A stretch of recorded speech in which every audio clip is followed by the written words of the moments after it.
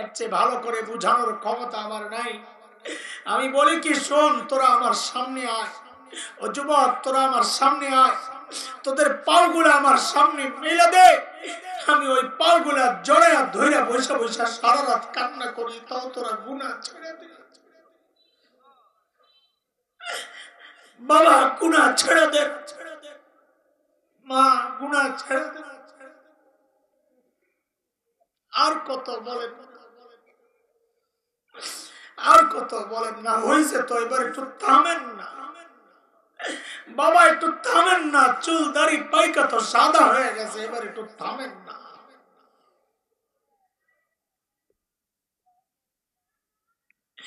জবাব কি মালিকের সামনে? ও মা, রাস্তায় যে লেংটা হইয়া বের হও, উলঙ্গ হইয়া বের হও, বেপরদায় বের হও, এই চেহারা নিয়ে মালিকের সামনে দাঁড়াইবা কেমনে? যে চেহারা হাজারো যুবককে দেখাইছ। হ্যাঁ,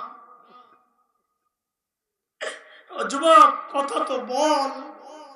আর কত?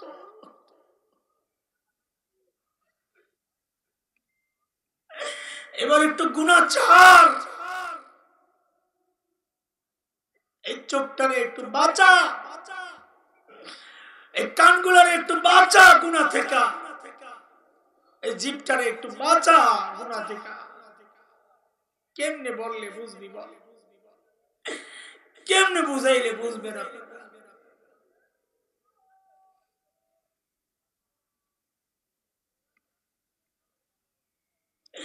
গুনাহ তো করে ফেলছি, মালিকের ৭০ গুণের সুযোগ নিয়ে মালিক ঢাইকা রাখছেন, সুযোগে আমি আরো গুনাহ করছি।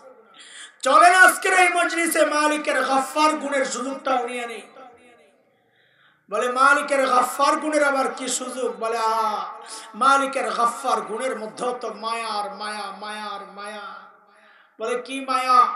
বলে বুঝো না, দুনিয়ার সবাই অপরাধীরে খুঁজে শাস্তি দেওয়ার জন্যে, মাও সন্তান অপরাধ করলে খুঁজেন শাস্তি দেওয়ার জন্যে, বাবাও খুঁজেন শাস্তি দেওয়ার জন্যে। আমি আপনি এমন এক মালিকের গোলামি করি, যেই মালিক অপরাধীরে খুঁজেন মাফ করার জন্যে। প্রতি রাতে আইসা ডাকতে থাকেন, ডাক শুরু হয়ে গেছে ইতিমধ্যেই। আলামিন মুস্তাগফিরিন ফাগফিরালা, এই কে কে গুনাহ করছস, আয় আয় আয় আয়, আমি আল্লাহ আসছি তোরে মাফ করার জন্য, তুই মাফ চা, আমি মাফ করে দিব। বলে কত মাফ করবেন? হাদিস, শয়তান যখন আল্লাহকে চ্যালেঞ্জ করেছিল, আল্লাহ আমি আপনার বান্দারে গোমরাহ করতেই থাকবো, করতেই থাকবো, করতেই থাকবো।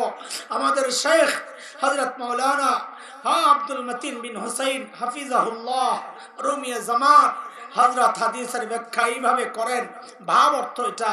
হযরত বলেন, শয়তান যখন আল্লাহকে চ্যালেঞ্জ করেছে, আল্লাহ আমি আপনার বান্দারে গোমরাহ করতেই থাকবো, করতেই থাকবো, করতেই থাকবো, তো আল্লাহ তাআলার জবাবের ঢংটা ছিল এমন, এরে শয়তান, তোর হুমকি কি শেষ? তোর হুমকি ধমকি কি শেষ? তুই আমার বান্দারে গোমরাহ করতেই থাকবি, করতেই থাকবি, করতেই থাকবি? তো শয়তান বলে, হ্যাঁ আমার হুমকি শেষ। তো আল্লাহ জবাব দেন, তোর হুমকি যদি শেষ হয় তো এবার আমারটাও শোন, তুই আমার বান্দারে গোমরাহ করতেই থাকবি, করতেই থাকবি, করতেই থাকবি, তো শোন শোন, আমারটাও শোন, আমিও আমার বান্দারে মাফ করতেই থাকবো, করতেই থাকবো, করতেই থাকবো। এমন মালিক পাওয়ার পরেও গুনাহ নিয়ে যে ঘুমাইতে যায়, তার মতন হতভাগা পোড়া কপাল আর একটাও নাই। মুখে ময়লা লাগলে ধোয়ার জন্য অস্থির হই, আরে মুখ ধুইতে যতটুকু পানি লাগে, কলপটা ধুইতে অতটুকু পানি লাগে না। মুখ ধুইতে তো কতগুলা পানি লাগে, কলপটা ধোয়ার জন্য এক ফোঁটা চোখের পানি যথেষ্ট। আর কিছু থাকুক আর না থাকুক, 2 ফোঁটা চোখের পানিরও তো পুঁজি বানাও, 2 ফোঁটা চোখের পানিরও তো পুঁজি বানাও। মালিকের সামনে নিজের গুনাহগুলা মনে কইরা বলো, মালিক ভুল করছি, বুঝি নাই, মাফ করে দাও, মালিকের ওয়াদা সব মাফ করে দিবে। মুহতারাম হাজরিন, কথা চলে গেছে অনেক দূর, আমরা আর আগাইতে চাই না। হযরত সাঈদ ইবনে আমির আল জুমাহির ঘটনা শোনাইতেছিলাম, ঘটনা আর আগাবো না। যতটুকুর জন্য, যতটুকু বুঝানোর জন্য যতটুকু দরকার হয়ে গেছে, সেটা কি? যে মানুষগুলো ছিল কি হইল কি এটা দেখানোর জন্যই ঘটনা আনছিলাম। কি মানুষ কি হয়ে গেছে, যারা 1 পয়সার জন্য মানুষ খুন করত, আজকে 1000 স্বর্ণ মুদ্রা পায়া বলে ইন্না লিল্লাহি ওয়া ইন্না ইলাইহি রাজিউন। যারা মূর্তি সাথে নিয়ে নিয়ে ঘুরত যেন পূজা মিস না হয়, তারা এখন রাত পুরাটা সময় মালিকের, দিন সময় বান্দাদের, এইভাবে জীবন করছে। ও দোস্ত, একটু গভীর চিন্তায় বলেন, এই যে পরিবর্তনটা কিসের ছোঁয়ায়? সবাই বলেন, সবাই বলেন কিসের ছোঁয়ায়? আরো জোরে বলেন। ছিল সবচাইতে খারাপ মানুষ হয়ে গেল। বলেন, ছিল সবচাইতে খারাপ মানুষ হয়ে গেল কিসের ছোঁয়ায়? তাইলে ওই সাহাবীদের 3 কথা রাখেন। ছিল কি? আরে ভাই, আমি না চাইলে কেন বারবার ডিস্টার্ব করতেছেন? আপনাকে কে বলতেছে ডিস্টার্ব করার জন্য? আমি বলি আমার নিজেরও মনোযোগ লাগে, যারা শুনে তাদেরও মনোযোগ লাগে, কারণ আমার এক লাইনে আমি চলতে থাকি। এদিক সেদিক হয়ে গেলে আমি হারায় যাব।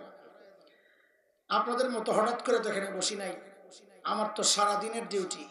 আপনাদের এখানে আসার আগে 3 জায়গায় আরো 2 জায়গায় বয়ান করতে হয়েছে, এরপরে ঢাকা থেকে লম্বা সফর করে আসতে হয়েছে। আর এমন না যে গত 2 দিন রেস্টে আসছিলাম, প্রতিদিন তো 3টা 4টা করে প্রোগ্রাম, আবার পড়াইতে হয় মাদ্রাসায়, সব মিলে এই সফর। এই জন্যে মনোযোগী শ্রোতা না হইলে আমি কথা বলতে পারি না।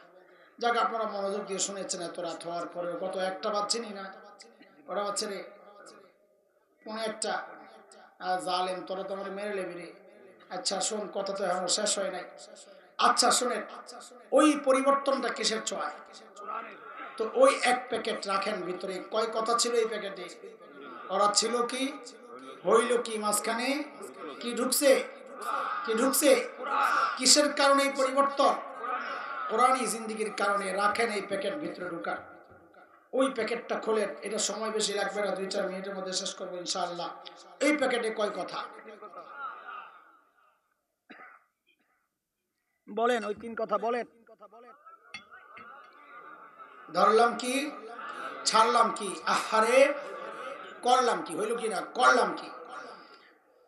আচ্ছা আমাকে জবাব দেন ছোট্ট করে, কথা শেষ করবো ইনশাআল্লাহ। যেই কোরআন ধরে সাহাবায়ে কেরাম সর্বশ্রেষ্ঠ মানুষ হয়ে গেছেন, ওই কোরআন তো আল্লাহ আসমানে উঠায় নিয়ে গেছেন, তাই না? আছে? ও, পুরান হয়ে গেছে? পুরান হয় নাই? ও, পাওয়ার কমে গেছে? আগের মতোই? বুঝা কইতেছেন? তাইলে এইবার জোরে সোরে জবাব দেন, যেই কোরআন ধইরা সাহাবায়ে কেরাম সর্বশ্রেষ্ঠ হইছেন, ওই কোরআন ধইরা কি আমরা সর্বশ্রেষ্ঠ হইতে পারবো না? ওই কোরআন আমাদেরকে সর্বশ্রেষ্ঠ বানাইতে পারবে না? নাকি আমাদের সর্বশ্রেষ্ঠ হওয়ার জন্য মাজারে যাওয়া লাগবে? না আমাদের সর্বশ্রেষ্ঠ হওয়ার জন্য কবরওয়ালার কাছে যাওয়া লাগবে? না আমাদের সর্বশ্রেষ্ঠ হওয়ার জন্য ওরস করা লাগবে? সাহাবায়ে কেরাম সর্বশ্রেষ্ঠ হইছেন কবরে সেজদা কইরা না কোরআন ধইরা? জোরে কোন? সাহাবী সর্বশ্রেষ্ঠ হইছেন ওরস কইরা না সুন্নত মাইনা? সাহাবী সর্বশ্রেষ্ঠ হইছেন বেদাত কইরা না সুন্নত মাইনা? হ্যাঁ, কাজী কিয়ামত পর্যন্ত যদি সর্বশ্রেষ্ঠ কেউ হতে চায়, রাস্তা একটাই, কোরআন ছাড়া কেউ সর্বশ্রেষ্ঠ হইতে পারবে না, দ্বীনি শরীয়ত ছাড়া কেউ সর্বশ্রেষ্ঠ হইতে পারবে না, সুন্নতের জিন্দেগি ছাড়া বেদাত মাইনা কেউ সর্বশ্রেষ্ঠ হইতে পারবে না। এখন আপনারা সর্বশ্রেষ্ঠ হতে চান না চান না বলে? চান? তাইলে কোরআনই জিন্দেগি চাই। উল্টা পাল্টা কোনো কিছু করব না, সেটা যত সুন্দর হোক। বিশেষ করে মৃত ব্যক্তি কেন্দ্রিক কোনো উল্টা পাল্টা আমরা করব না। কারণ হচ্ছে বেদাত এক ভয়ঙ্কর অপরাধ। এই ভয়ঙ্কর অপরাধ কত ভয়ঙ্কর, ছোট্ট করে বলে আমি শেষ করছি কথা। দেখেন, শয়তান আল্লাহর কাছে পানা চাইছে, আল্লাহর কাছে একটা সুযোগ চাইছে। সুযোগ, আল্লাহ আমার একটু সুযোগ দেন। বলে কি সুযোগ চাস? বলে আনজিরনি ইলা ইয়াউমি ইউবাসুন, আমারে পুনরুত্থান দিবস পর্যন্ত বাঁচার সুযোগ দেন। তো আল্লাহ কয়, দিলাম তোরে নির্দিষ্ট টাইম পর্যন্ত। পুনরুত্থান দিবস না, পুনরুত্থান দিবস তো পরে, আগে কিয়ামত হইব, তোরে কিয়ামত পর্যন্ত টাইম দিলাম। শয়তানটা বাটপারি করছিল, কারণ এই পুনরুত্থান দিবস পর্যন্ত সময় চাইলে ওই সময় পর্যন্ত গেলে আর মরণ লাগতো না, কারণ এরপরে আর কেউ মারা যাবে না। ওই সুযোগটা শয়তান চাইছিল, আল্লাহ দেয় নাই। আল্লাহ কয় ইলা ওয়াক্তিন মালুম, নির্দিষ্ট টাইম পর্যন্ত, মানে প্রথম ফু পর্যন্ত। শয়তান দেখছে এক সুযোগ পাইছে, কয় আল্লাহ আরেকটা সুযোগ দেন। আর কি সুযোগ চাস? বলে আপনার বান্দাদের আপনার বান্দাদেরকে তো আপনি অনেক সন্তান দিবেন, তা আমারে একটু সন্তান দেন, নাইলে আমি একা কেমনে সামলাম। তো আল্লাহ কইছে যা, তোরেও আমি দিলাম, তোরও সন্তান হবে আমার বান্দাদের মতো। তো শয়তানকে আল্লাহ আখিরি একটা সুযোগ চাই। বলে কি? আপনার বান্দার ভিতরে ঢুকতে চাই। যা, তোরে সেই সুযোগও দিলাম। তো নবী আলাইহিস সালাম বলেন ইন্না শাইতানা ইয়াজরি মিনাল ইনসানি মাজরাদ দাম, শয়তান মানুষের রগে রগে ঘুরে। হযরত আদম আলাইহিস সালাম যখন দেখছেন শয়তান তো কারবার সারছে, সব তো সুযোগ লয়ে লইছে। বাপ তো সন্তানের জন্য মায়া আছে না, কথা কন না? আদম আলাইহিস সালাম কয় আল্লাহ, তা আমার কি হইব, আমার সন্তানের কি হইব? তা আল্লাহ কয় যান যান, আপনি চিন্তা করেন না, আপনার সন্তানের জন্য আমি একটা সুযোগ দিয়ে দিই। শয়তান তো গুনাহ করাইবো, কয়টা গুনাহ করাইবো? আপনার সন্তান যদি নেকি করে, এক নেকি করবে, আমি আমল নামায় উঠাইয়া দিব 10টা। শয়তান যদি গুনাহ করায়, এক গুনায় উঠাইব একটা। যান। হযরত আদম আলাইহিস সালাম চিন্তা করছেন, আরে আমার সন্তানরা নেকি করব একটা, আল্লাহ দিবেন 10টা, গুনাহ করব একটা, দিবেন একটা।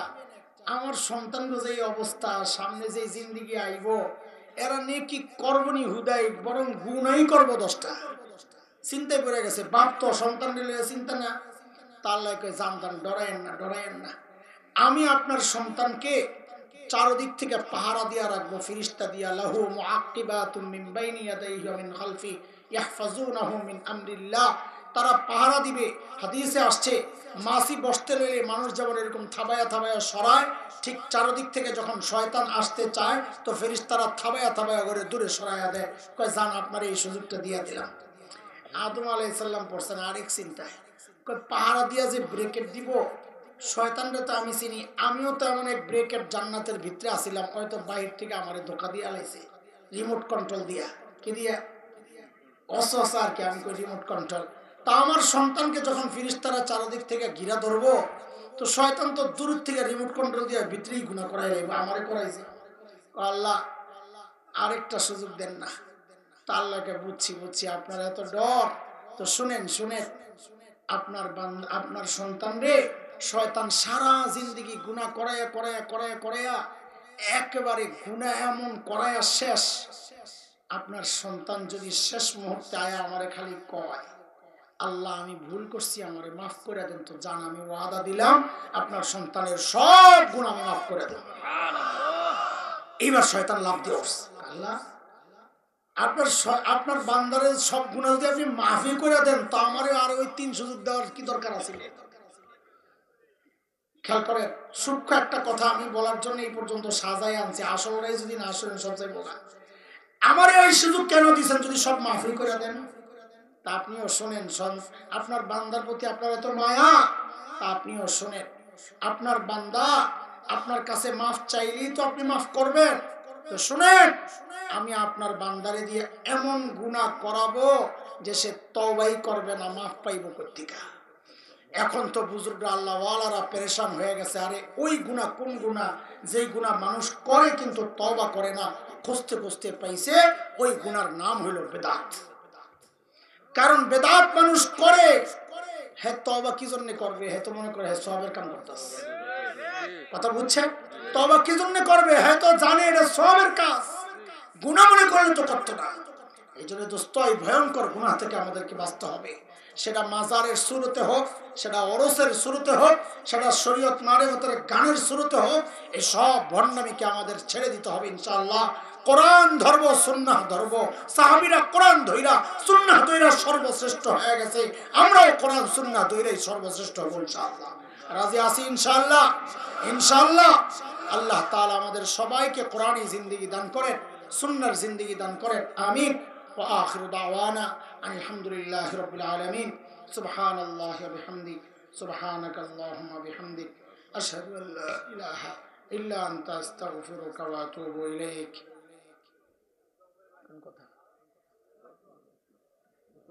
درشوز رب